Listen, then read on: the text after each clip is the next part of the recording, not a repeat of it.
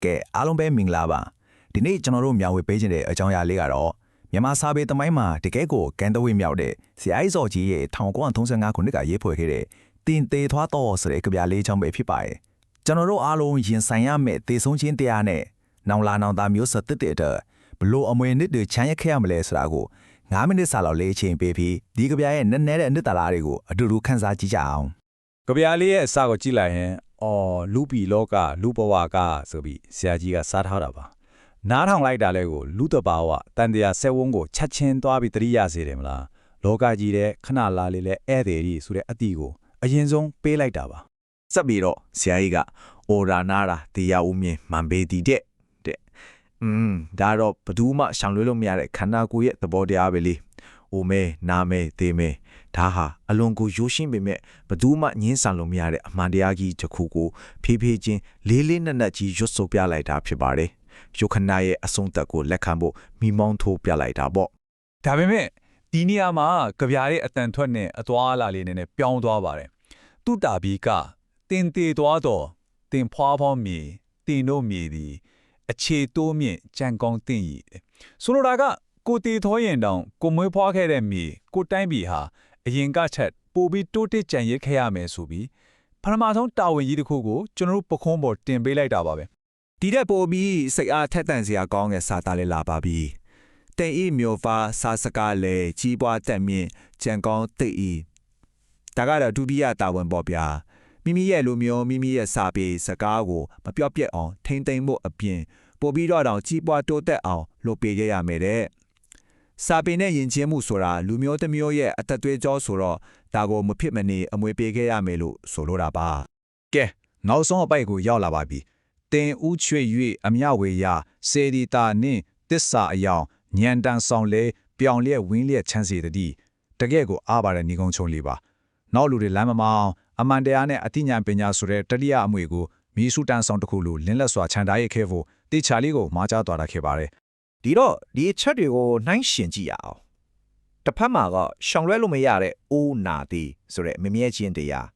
းနောက်တစ်ဖက်မှာကတော့တိုင်းပြည်စာပေဉာဏ်ပညာဆိုတဲ့သာဝရရှင်တန်နေမဲ့ကောင်းမြတ်တဲ့အမွေအနှစ်တွေ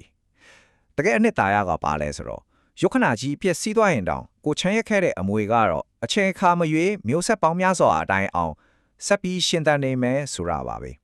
နည်းနည်းလောက်နောက်ကြောင်ပြလက်ကြည့်ရရင်ဒီကြပြကို1935ခုနှစ်ကဩဂတ်စ်လထုတ်ကြီးပွားရေးမဂ္ဂဇင်းမှာစတင်ဖော်ပြခဲ့တာပါဒါပေမဲ့စဉ်းစားကြည့်ပါစေစုနေတဲ့ဘလောက်ကြာဒီစာသားတွေကခေတ်အဆက်ဆက်ခွချင်းချီခွာဖဲနေတော့ပဲနော်ဥပမာအနေနဲ့ပြောရရင်2009ခုနှစ်လန်ဒန်မြို့မှာဆိုမစွင့်ဆရာတော်ဘုရားကြီးကိုယ်တိုင်ဒီကြပြလေးကိုရွတ်ဆိုပြီးတက္ကရာကမတွေကိုစိတ်သက်ခွာတွေပေးခဲ့တဲ့ဆိုတော့ကြပြရဲ့လွှမ်းမိုးမှုနဲ့ဩဇာကတကယ်ကိုကြီးမားလာပါတယ်ဆိုတော့ကြပြတစ်ပုဒ်လုံးကိုခြုံကြည့်လိုက်ရင်အဓိကမနိုင်ကြီး3ရက်ထွက်လာပါတယ်ပထမတစ်ခုကတိုင်းပြည်ကိုမြင့်တင်ဖို့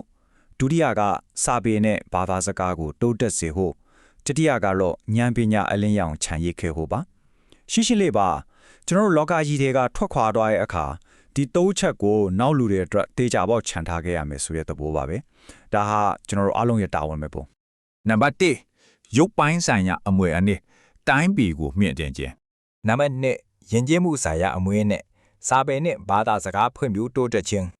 ညံတန်ဆောင်ဆိုတဲ့စကားလုံးလေးကတိတ်ကိုလပ်ပါတယ်လို့အတိတ်ပဲလဲနည်းနေပါတယ်ဒါကနောက်လာနောက်သားတွေအမောင်ထဲမှာလမ်းမပြောက်ဖို့အတိညာနဲ့တစ္ဆာတရားကိုမိရင်လေးတစ်ခုလိုလမ်းပြပေးတာကိုတင်စားထားတာပါစေဒီပထိုးတွေတည်ထားခဲ့တယ်လို့မျိုးပဲအစိုးအကောင်ခွဲစားနိုင်တဲ့အတိပညာကိုမျိုးဆက်တစ်တဲ့အတက်မဖြတ်မခတ်အမွေပေးခဲ့ဖို့တိုက်တွန်းထားတာပါဒါမှလည်းကျွန်တော်တို့လူအဖွဲ့အစည်းကစစ်မှန်တဲ့တိုးတက်မှုလမ်းကြောင်းပေါ်ကိုရောက်မှာပါစာပေနဲ့ဉာဏ်ပညာရဲ့စွမ်းအားကအချိန်ခါမရွေးဘလောက်တောင်ရှင်တန်နေတယ်လဲဆိုတော့ကိုလက်တွေ့ပွားနဲ့ချိတ်ဆက်ကြည့်အောင်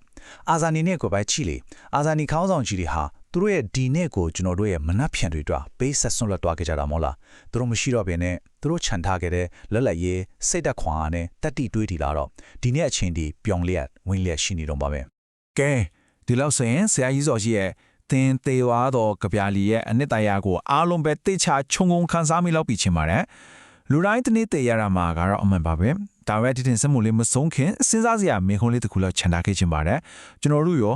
ာမိသောအမွေများကိုခြံရထဲမိနဲ့ ခိုးချမ်းခဲ့မဲ့ခြေအားလေးတွေကတိုင်းပြည်အတွက်လူမျိုးအတွက်ဒါမှမဟုတ်အများအတွက်အလင်းအောင်တစ်ခုဖြစ်စေမလားဆိုတာလေးကိုစင်ကျင်တွေးတောရင်းနေမယ်ဒီနေ့အစီအစဉ်လေးကိုဒီမှာတင်ရနာခွင့်ပြုပါနောက်ထပ်စိတ်ဝင်စားစရာအကြောင်းအရာတွေနဲ့ပြန်ဆောင်ကြပါမယ်